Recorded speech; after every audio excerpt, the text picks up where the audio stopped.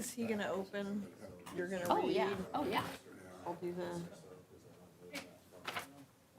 Go. Oh, okay. All righty. Let's go. All right. Good morning, everyone. I'd like to call the meeting to order and if we rise for the Pledge of Allegiance. Pledge allegiance to the flag of the United States of America and to the republic for which it stands, one nation, under God, indivisible, with liberty and justice for all. All right. First on the agenda, we have the approval of the minutes. Is there a motion to approve the minutes as communicated? So move. Second? Second? Any additions or corrections? No. Hearing none. All those in favor say aye. Aye. Those opposed, same sign. Thank you. We have a quote opening this morning for the 2025 small concrete projects. Company.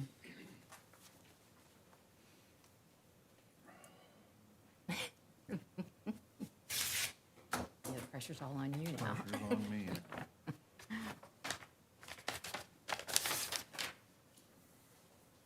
All right, the first one is from Case Construction, and their bid is, or quote is $122,000. $122,000. The next one is from Dixon. Their total quote is $87,954. $87,954. And we have one more. From Reith Riley, and their quote is $216,000. $216,000. And I think those are the quotes we have. Thank you, everyone, for submitting quotes, and I need a motion to take those quotes under advisement. So moved. Second? Second. All in favor, say aye. Aye. Aye, those opposed, same sign. Thank you. New business. Purchasing. Dave, you got quite a few things this morning. But I'll be quick. Okay. Dave Payne, Purchasing Manager. You have two items that are on this project, the contract and the notice to proceed for repairs and rehabs to anaerobic digester number 3 at Lafayette Renew. And this service was previously solicited for quotes, and on August 26th, we were to open them, but there were none received. Blakely had tried to get us the quote, but had something come up that morning. But he did submit the quote after that, and it was in the amount of $219,000. The notice to proceed is the next thing, and it begins on September the 9th today. And so I'd recommend this contract and notice to proceed for your approval. Okay. Do I have a motion to approve the contract? So move. Is there a second? Second? Any questions for Dave? We had it came through before that there wasn't any. Yes. So I remember it. Thanks. Because we thought it was kind of weird that nobody had bid on it. So, all right, all those in favor say aye. Aye. Those opposed, same sign. Then we have a notice to proceed for motion. So moved. Second? Second. All in favor say aye. Aye. Aye. Aye. Those opposed, same sign. Thank you. And lastly, the Waterworks Department has a Glick number 2, 2001 well pump that has failed and been replaced, and so I'd ask you to declare that pump surplus so we can All scrap right. it. Is there a motion to approve the Waterworks well pump for worthless property?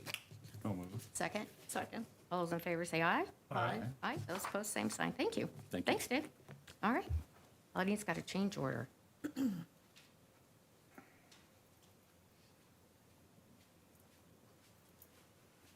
Good morning. Good morning. Claudine Loffman, Park Superintendent. You have before you a change order contract amendment for Chastain Associates for services on, that were provided on the McCaw Park Phase 2 project.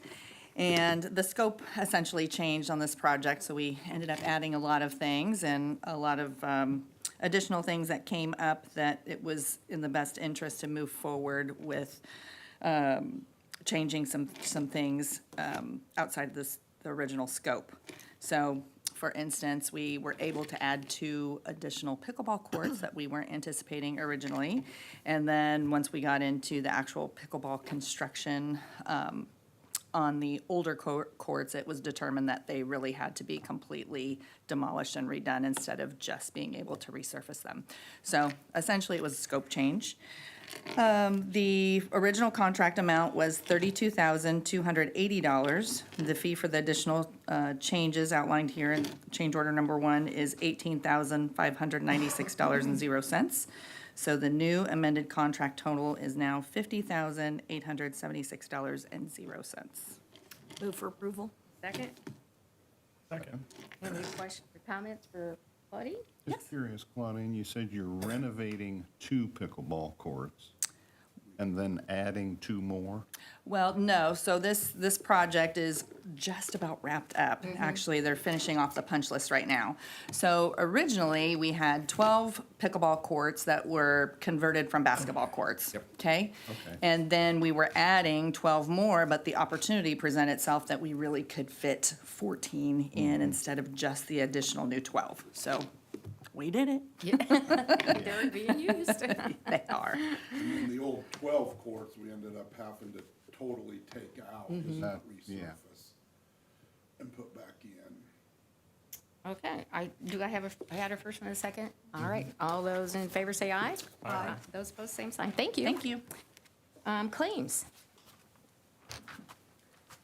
Oh, I guess I should have asked earlier. Good morning, Jeremy Deal, City Controller. Controller's Office has reviewed claims totaling $4,565,170.07. And I request the board's approval. All right, let's get this on the table, and then if you have any questions, there a motion to approve the claims? So moved. Second? Second. Any questions for Jeremy? I did, but I figured, Oh, okay. You're getting better, Schreiner. yeah, my memory fades and comes and goes. Well, thanks, looks good. Mr. Rhodey, are you good? I'm good. Okay. Thank you. All right, all those in favor say aye. Aye. Those opposed, same sign. Thanks, Jeremy. Thank you. We have four special or miscellaneous items. The first one is the Bowers Backyard Barbecue. Is there anybody here for that? Hi there.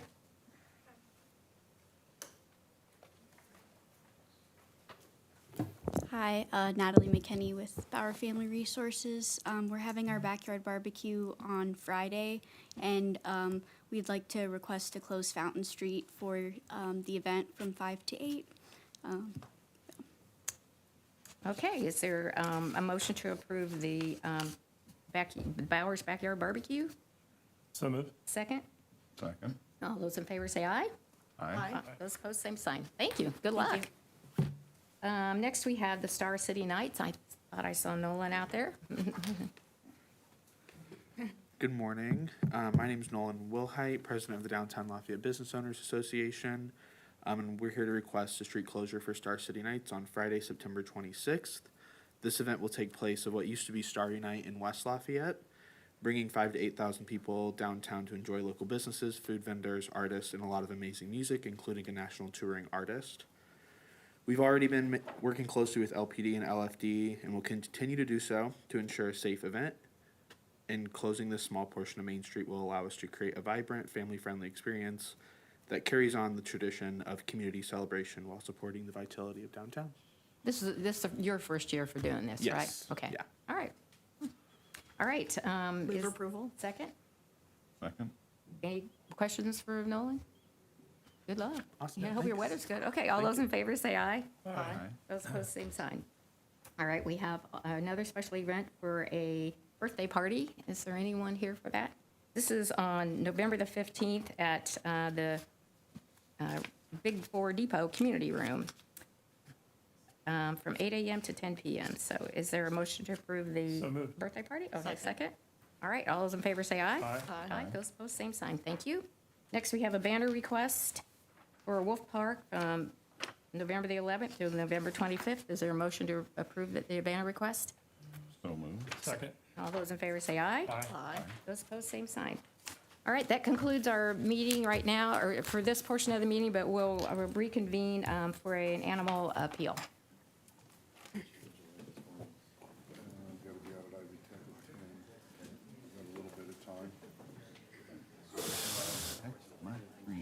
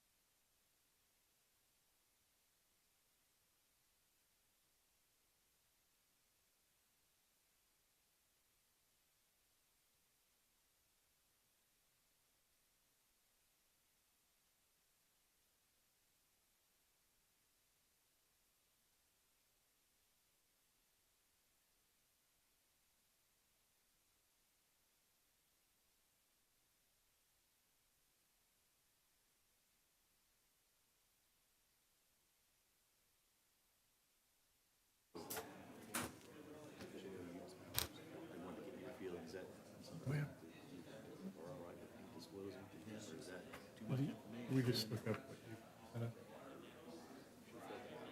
Well, if you have one. Yeah, because I think 300-some thousand left. I mean, to you. Thank you. Well, it would be, No, I'm fine, thank you. All right.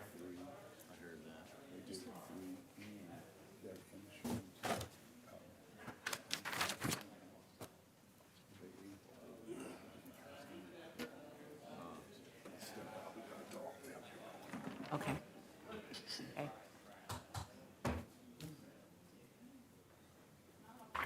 You'll find me, you know how to find me.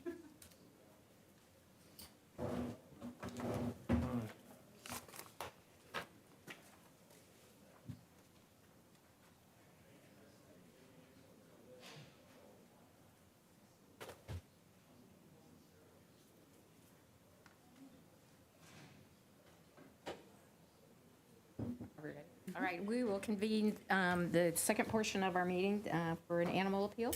Turn it over to our city attorney, Jackie Frost.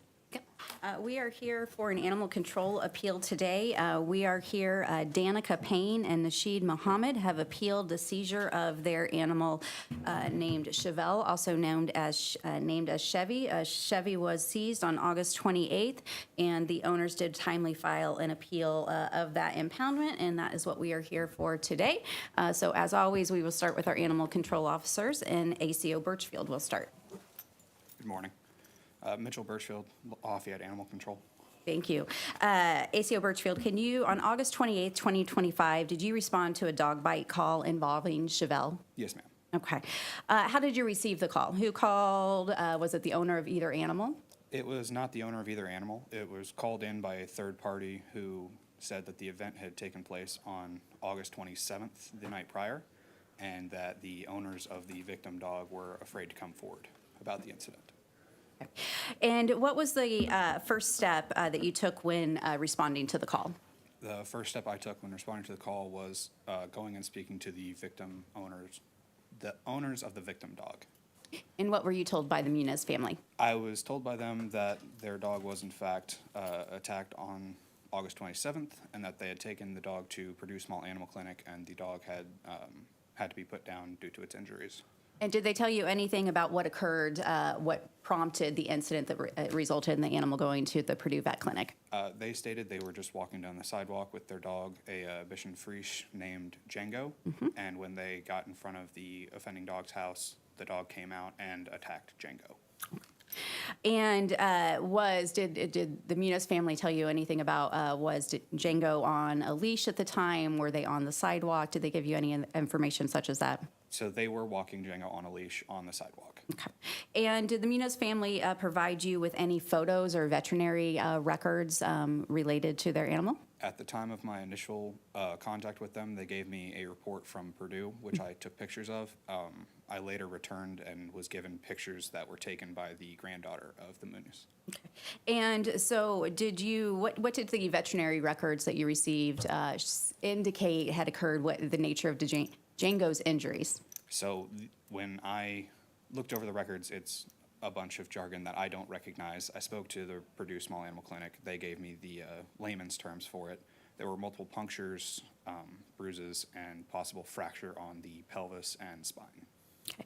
And was Django treated at the Purdue Vet Clinic, or was the animal euthanized? He was treated originally, but due to poor prognosis, it was recommended euthanasia. Okay. And so Django was humanely euthanized at the Purdue Vet Clinic? Correct. Okay. And so after that information, you went to the address of 2117 Arapahoe and spoke to Mr. Mohammed, correct? Yes, ma'am. Okay. Can you describe that interaction for me, please? The interaction was very cordial. At first, we were advised that it was just a single bite, and then Chevy released Django. After the extent of the injuries was explained, the story was changed to they had to open Chevy's mouth to get her to release Django after the incident. And so can you describe what was told? Was Chevy on the property? Was Chevy restrained? Can you give us some of the other details about how the two animals were able to interact with each other? So Chevy was originally on property walking with her owner. She was not leashed. and she walked over to the dog, to Django originally. We were advised that it was to interact with the dog and sniff, and when she approached Django, Django snapped, and then she reacted. And she reacted, again, describe the nature of that reaction by Chevy again. It was originally we were advised a bite, but the injuries were not consistent with that of just a single bite. So based on your training and experience as an animal control officer, when you reviewed, spoke to the Munez family, reviewed the veterinary report from Purdue, spoke to the Purdue Vet Clinic, would you classify this as a minor incident, a minor scuffle, or would you consider this to be a serious injury? A serious injury. Okay. And again, just to reiterate, so some of the injuries that were reported of Django were multiple puncture wounds, a suspected herniation of the intestines, and issues such as that, correct? Yes, ma'am. Okay. And why did you determine that seizure of Chevy was necessary under the animal control ordinances? Anytime that there is a dog that is killed by another dog, it's deemed a dangerous activity, and we would like to quarantine first off, and then just to protect the public so that we can get it all situated. Okay. And Chevy did not have a dangerous animal agreement, correct? No, ma'am. Okay. And what about this nature of this incident is different than some of the other ones that we see where you might offer a dangerous animal agreement? A dangerous animal agreement most of the time are minor scuffles. They can be sometimes moderate, but when it gets to a severe point where a dog is killed by another dog, it's past a dangerous animal agreement at that point. Okay. And that was the reason that you impounded Chevy as a result? Yes, ma'am. Okay. Is there anything about your interactions with Munez family or the Chevy's owners or the interaction that you haven't told the board you want to elaborate on? No, ma'am. Does the board have any questions for ACO Mitchell? Birchfield. What breed is the dog? Chevy or the victim dog? Chevy. Chevy is a pit bull. And the other dog was poodle? Bichon Frise. Oh, Yes. that's right, Bichon, yeah, yeah. I just wondered what, any dialogue at all with the victims as a follow-up with the family So, that owned the dog? Originally, when I interacted with the victims, they were very hesitant to speak with me. All they gave me was the report from Purdue and said I could get the information from them. After I had seized Chevy, I returned to speak with them, and the grandchildren of the owners were home. They had pictures of the incident and were able to describe it more clearly. I was just wondering if there's anything since then they've talked about, any follow-ups after their dog was I killed? have not had any more interactions with them since then. Okay, thank you. Thank you. ACO Goins? Sarah Goins, Chief Animal Control Officer for Lafayette. On August 28th, how did you become involved with the Chevelle Django case? Officer Birchfield called me and described this situation to me briefly after he had spoke with the victim dog's owners. And just due to the fact that the dog was euthanized due to its injuries, and again, our ideal situation would be to seize that dog. I accompanied him on the call just so there was two of us present. Very good. And can you describe what you observed regarding the property, the dogs, the owners as you arrived on scene? Yeah, we made contact at 2117 with Mohammed. You know, there's no fence in the front yard, but like Mitchell said, that Mohammed was very cordial and admitted that there had been an incident the day before. And did he provide you any other details regarding the incident, Mr. Mohammed, when you spoke to him? He initially described it, you know, he said, yeah, there was a bite.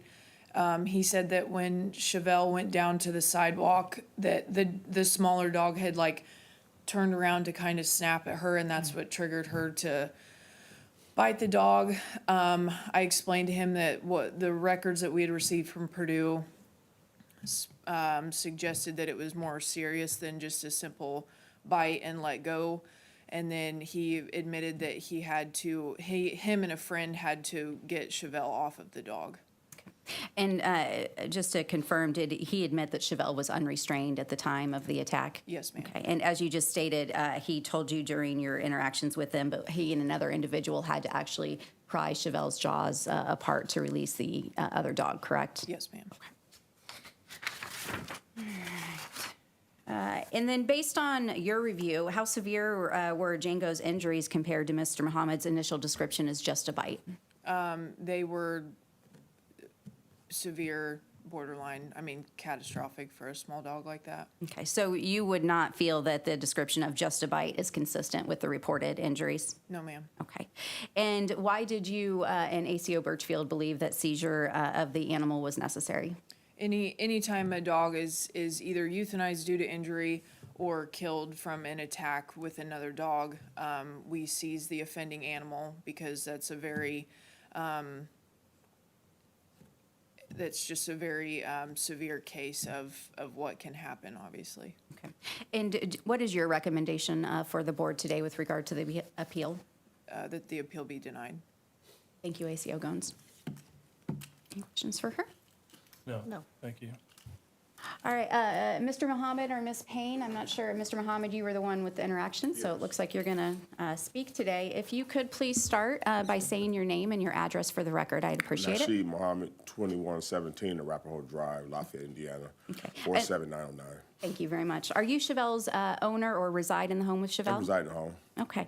So on August 27th, 2025, was there an incident involving Chevelle and a Bichon Frise in front of your home at 2117 Arapahoe? Yes. Okay. And were you aware that Django sustained puncture wounds to the abdomen and hind limb paralysis? Yes. Okay. And did you follow up with the Munez family after the incident? Or I didn't have any contact information. We didn't have any. The police didn't come when they picked up the dog and carried her down the street. I took Chevy to the yard. Kept her in the yard. You know what I mean? And I was just scared for the whole situation. I didn't know what went down. I didn't have any contact with authorities until the next day when the authorities came by. All right, thank you.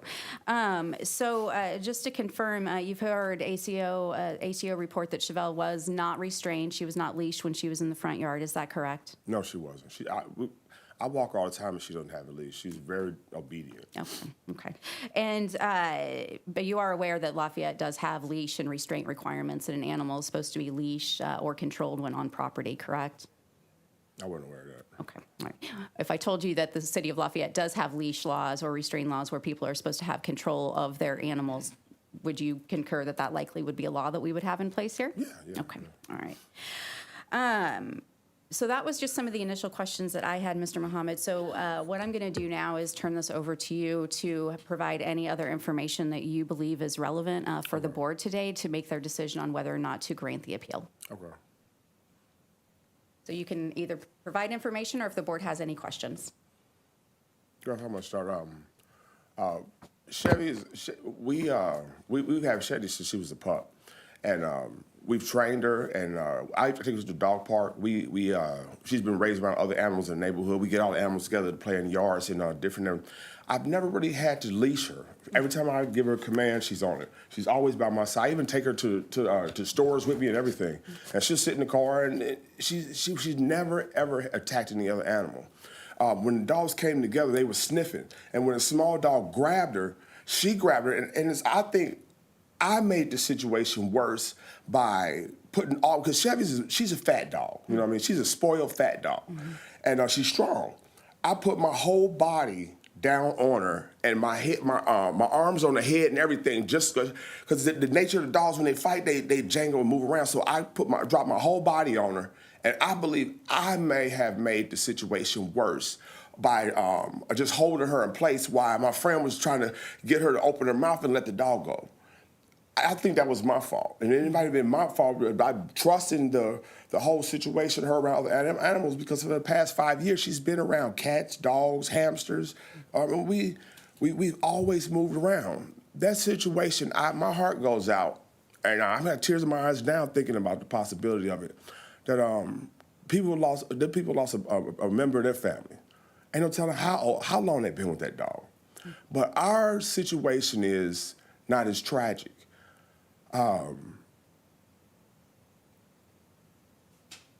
Just thinking, my neighbor, Chevy goes out and barks twice. Mm-hmm. And my neighbor always comes out, even in 5-degree weather, to give her treats through the fence. Mm-hmm. She never gets out. She's never ran away. She's never been seized. She's never had any contact with any authority. We've never had an incident with her.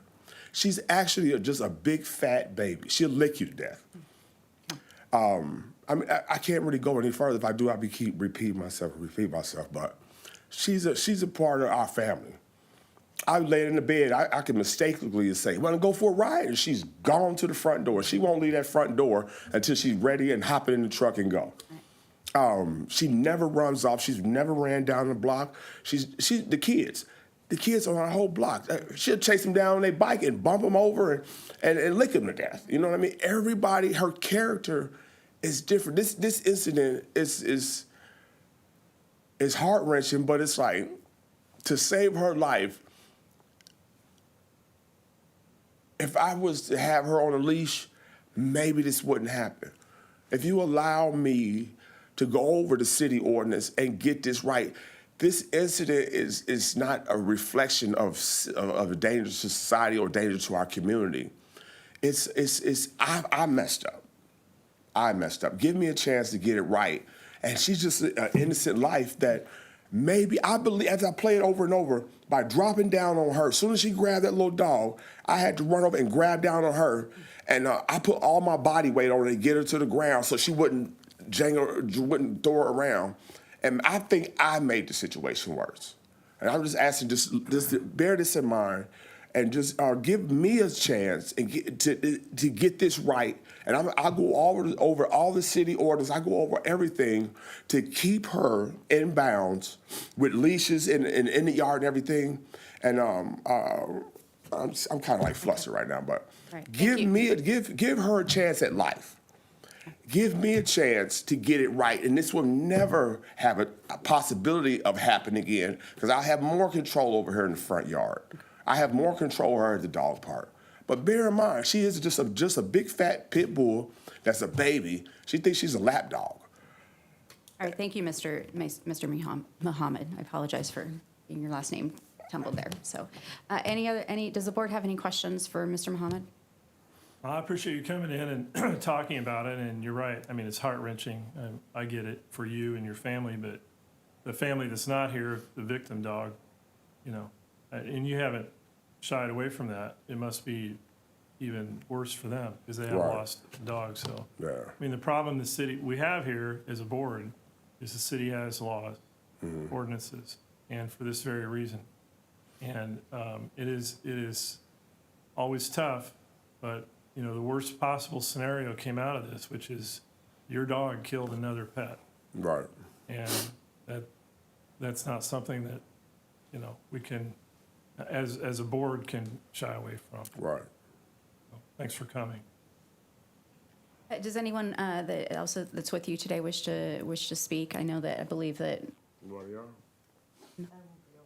Okay. All right. Thank you. I have nothing else. Is there a motion to approve or deny the appeal? Well, again, based on our ordinances and our role, it's sad, but I would recommend that we don't allow the appeal, so we deny the appeal. Second. Any further comments? All those in favor, say aye. Aye. Those opposed, same sign. Thank you. Meeting. Okay. Mr. Muhammad, Ms. Payne, your appeal was denied. Animal Control and I will talk to you here in just a second regarding next steps.